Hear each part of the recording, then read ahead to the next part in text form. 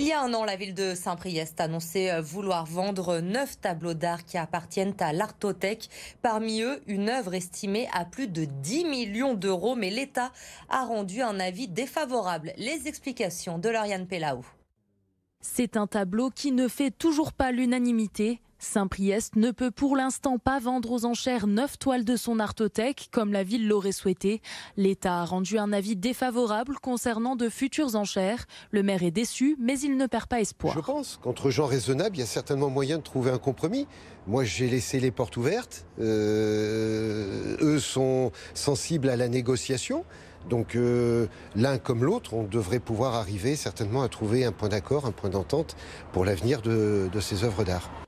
Ces 9 tableaux pourraient pourtant se vendre très cher. L'œuvre d'un artiste allemand, par exemple, est estimée à 10 millions d'euros. Avec cette vente, la municipalité souhaiterait renforcer le budget culturel de la ville, un choix qui divise les habitants. Mais le mieux, il serait à leur place, c'est au musée. C'est mieux que les personnes y voient le tableau, comment il est, s'ils peuvent s'intéresser au tableau et prendre des photos, ou voilà. Puisqu'il appartient à la ville de Saint-Priest, que l'argent revienne à Saint-Priest, c'est tout. 10 millions, c'est dans le budget, ça ne doit pas être mal quand même.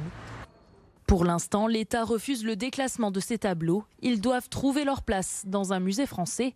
Mais pour le maire de Saint-Priest, il est nécessaire de trouver une solution rapidement. Ce que je souhaite, c'est qu'on puisse effectivement, à un moment donné, arrêter de payer une œuvre d'art enfermée dans un coffre qui coûte quand même à peu près 8 000 euros à la collectivité annuellement de frais de garde, qui ne profite à personne, et de pouvoir le vendre pour en tirer un certain bénéfice. Et comme je l'ai dit, l'argent de la culture reviendra systématiquement à la culture.